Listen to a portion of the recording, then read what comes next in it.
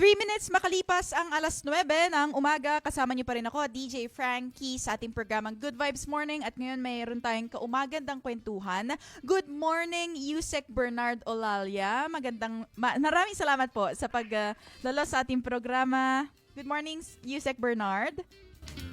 Good morning po, DJ. Good morning po sa mga nanonood at nakikinig po sa inyong programa po. Yeah, thank you, Yusek. Si Yusek Bernard Olalia po ay from Department of Migrant Workers. Yusek, sa kasalukuyang tension po sa Middle East, ano po ang assessment ngayon ng ating Department of Migrant Workers sa sitwasyon ng ating OFW? May number of Filipinos po ba tayo na may naging assessment na tayo, Yusek? Yes, tama po kayo, DJ, no? Sa kasalukuyang nangyayaring duwaan ngayon at giyera sa Middle East, tayo po ang Department of Migrant Workers, katuwang natin ang UWA at ang iba't ibang ahensya ay kasalukuyang pong nagmo-monitor at sinisigurado natin ayon sa bilin at utos ng ating mahal na Presidente na siguraduhin ang seguridad at security po ng ating mga OFWs na nasa gitnang silangan, no? Tayo po ay may mga Migrant Workers Office na inactivate ang ating tinatawag na Crisis Management Plan. Yun. Pang sa ganon, makausap, mapuntahan, at matulungan po natin, ma-rescue at ma-repatriate po ang ating mga mahal na kababayan na doon sa gitnang silangan. So, Yusek, sa plano na ito ay marami na po ba tayong nakausap at napuntahan na mga Pilipino sa gitnang silangan? Nako, tama po yun, no? Kagabi lamang po ang ating labor attaché ay nasa Salala, sa Oman mismo, no? Ito yung binomba kahapon na kung saan yung oil facility ng Oman ay binomba at marami tayong kababayan na nandoon, nagtatrabaho. Kaya kinausap po natin online, pero yung ating labor attaché ay nandoon, personal mismo na bumiyahe mula Muscat, Oman, papunta po ng Salala, Oman, mahigit 10 oras ang biyahe. Pero yun pa man ay kinumusta po natin, nakausap po natin, no? At yan po ang ginagawa natin sa lahat ng mga kababayan natin nasa gitnang silangan, no? Tayo po ay nagpupunta sa ating mga migrant workers offices at tayo naman po ay kumakausap sa kanila via Zoom para alamin ang sitwasyon, alamin ang kalagayan, at alamin kung ano ang mga pangangailangan upang maitid po natin to sa karang panahon. Yan. Other than the plan that you've mentioned, Yusek, may mga iba pa po ba tayong contingency plans sa ating gobyerno kung sakaling mas lumala pa ang sitwasyon? Ang ating crisis management plan ay bahagi ng ating tinatawag na protocol at kasama po sa protocol ay yung pag-identify ng mga exit routes, no? Ito yung mga lugar na kung saan tayo ay may tinatawag na land border crossing. Dahil sa ngayon, sarado po ang airspace ng iba nating mga host countries doon tulad ng Qatar at Doha at Kuwait, no?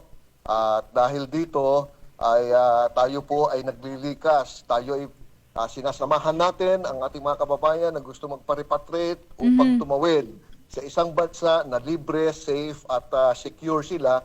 At mula doon sa bansang iyon, ililipat natin sila papunta ng Pilipinas. Sa katunayan po, habang tayo nag-uusap, ang ating mahal na sekretary ay papunta ngayon sa isang lugar sa Middle East. Hindi ko na po babanggitin for... Opo, Yusek.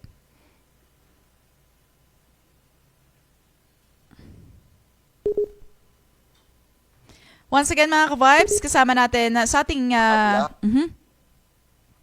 Yes, Yusek. Yes po, mukhang nawala po ata ako. Opo, okay na po ulit, Yusek. Thank you po. Okay, yes sir. Sige po. Ayan. Yusek, kahapon may nakapanayam din tayo na OFW mula sa Qatar at may bus ride na available na 8 hours to Jeddah. Safe ba yon, Yusek, yung magbabus ride sila sa lugar na pwedeng lumipad? Alam niyo po, yung mga bus ride na yan, yung magko-cross ng border, Opo. yan ay isa sa mga na-identify natin. At yung bus ride na yan ay naka-coordinate sa ating dalawang migrant workers office, no? Isa doon sa pinagalingan at isa sa puntahan, no? Tulad po ng binanggit ninyo, yan po ay inaabangan na at yan ay may schedule at yung pagdating doon sa lugar na kung saan sila ay aayusin, i-repatriate natin, meron po tayong kausap doon na chartered flight. At itong chartered flight na ito ay ating gagawin para sa mga airspace at wala tayong mga commercial airlines na available po.